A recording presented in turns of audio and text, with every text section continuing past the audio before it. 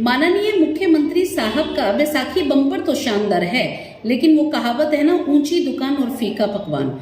उन्होंने जो बेअदबी, हम मानते हैं कि बेअदबी से धार्मिक भावनाएं आहत होती है और सजा भी मिलनी चाहिए। इससे पहले जो कानून था उसके अंदर 2 या 3 साल की सजा विद फाइन था, लेकिन ये जो नया कानून आया है उसके अंदर उन्होंने बोला है कि अगर कोई बेअदबी करेगा तो उसको लाइफ इम्प्रिजनमेंट टिल डेथ और साथ में 20 लाख तक का जुर्माना हो सकता है।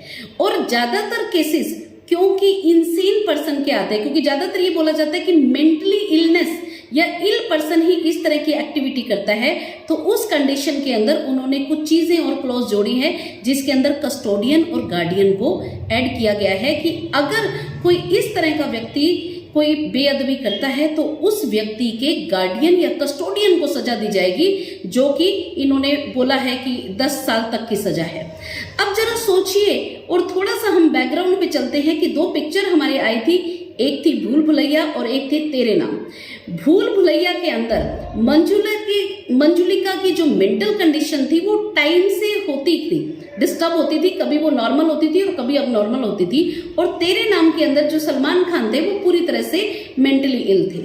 अब मान लो कोई व्यक्ति जो है इस तरह की कंडीशन में हो, अगर मंजुलिका की तरह वो बिल्कुल नॉर्मल कंडीशन में हो, रहता हो और कभी कभी वो ऐसी कंडीशन में आए और उसके द्वारा कोई क्राइम कर लिया जाए तो उस कंडीशन में भी उसके गार्डियन या कस्टोडियन को पकड़ लिया जाएगा। और तेरे नाम वाली सिचुएशन के अंदर भी बिल्कुल एक अलग कंडीशन आ जाती है। इन चीजों को कौन डिफाइन करेगा?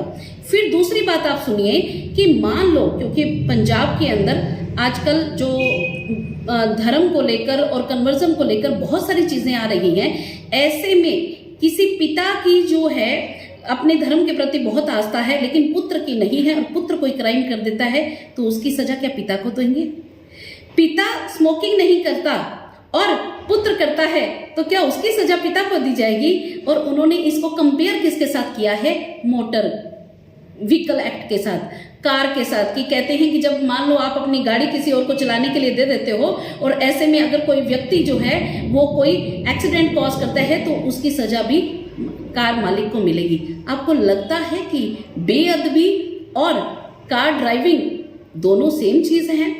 और मुझे लगता है कि इनके ऊपर जो है विचार करने की जरूरत है, ये एक आम मैटर नहीं है। और लास्ट में मैं एक बात कहना चाहूंगी कि क्या धार्मिक भावनाएं पंजाब की लगभग 60% लोगों की ही आहत होती है?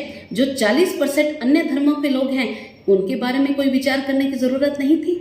और मैम जो इन्होंने बोला है सेक्टर 3B ब्रैकेट 1, ये कहाँ का है? बेटा 25 साल मुझे हो गए लॉ पढ़ते और पढ़ाते हुए, आज तक ये कॉन्सेप्ट तो मैंने भी नहीं सुने। शायद इसको मान साहब जो है अपने अगले विधानसभा सेशन के अंदर डिफाइन कर दे। Thank you.